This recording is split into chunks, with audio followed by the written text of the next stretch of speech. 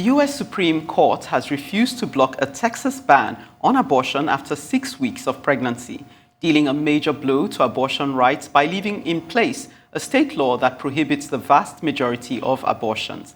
The law came into effect on Wednesday, and rights groups then asked for an injunction to prevent its enforcement. In a late-night vote, justices ruled 5-4 against granting the injunction.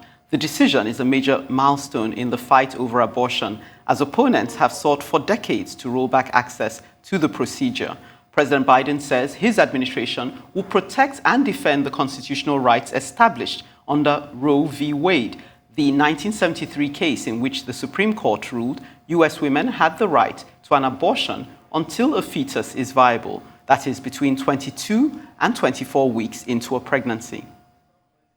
This extreme Texas law blatantly violates the constitutional right established under Roe v. Wade and upheld as precedent for nearly half a century. It will significantly impair women's access to the health care they need, particularly for communities of color and individuals with low incomes. It also deputizes private citizens to bring lawsuits against anyone who they believe has helped another person get an abortion, which might even include family members, healthcare workers, front desk staff at a healthcare clinic, or strangers with no connection to the individuals. This further isolates individuals who are facing this tough choice. And I would note, for those of you who didn't see, people who report for these private citizens could get up to $10,000 for reporting somebody who's seeking an abortion. So our focus and the president's focus is to reiterate our deep commitment to the constitutional right, of course, established by Roe v. Wade nearly 5 decades ago, and to continue to call for the codification of Roe, something that the president talked about on the campaign trail, the vice president talked about on the campaign trail, and this highlights even further the need to move forward on that effort. And this is not the first threat to Roe we've seen in a state across the country. It's an extreme threat. And again, I would just note, this is offering up to $10,000 to individuals who report someone who is going to get an abortion. I mean, that is what we're talking about here. So, and beyond that, as I've already outlined. So yes, of course, it's of great concern. And of course, it's of great concern because this is not the first time that there have been efforts by some in the country to prevent a woman from having the right to choose. The president committed on the campaign trail and remains committed to now. Codifying Roe v. Wade as the law of the land is something that Congress can do.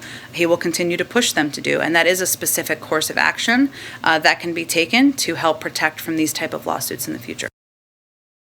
And Arise correspondent LAPE OLARINOYE has been monitoring reactions to this story, and she joins us now. LAPE, a very emotive ruling there. You can see even Jen Psaki is slightly tense over it. Can you explain what this judgment means in practice?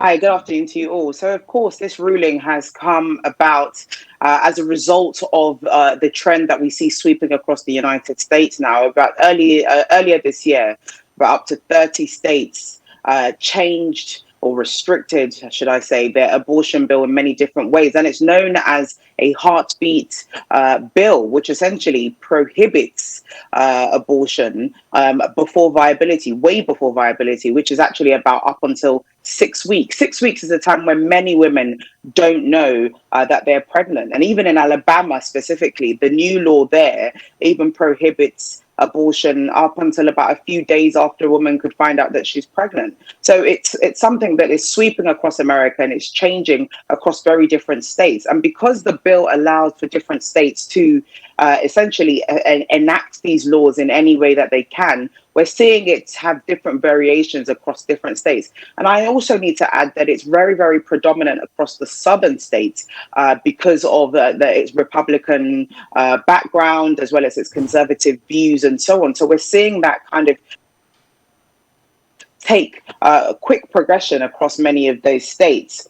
And it's also happening because prior to Donald Trump's administration, he also chose Supreme Court justice lawyers that essentially are predominantly of this same value system, whereby they are anti-choice and very pro-life. And we're seeing that essentially take place and develop as a result of these laws changing. LAPE, can you just speak with us about the significance of Roe versus Wade in U.S. history?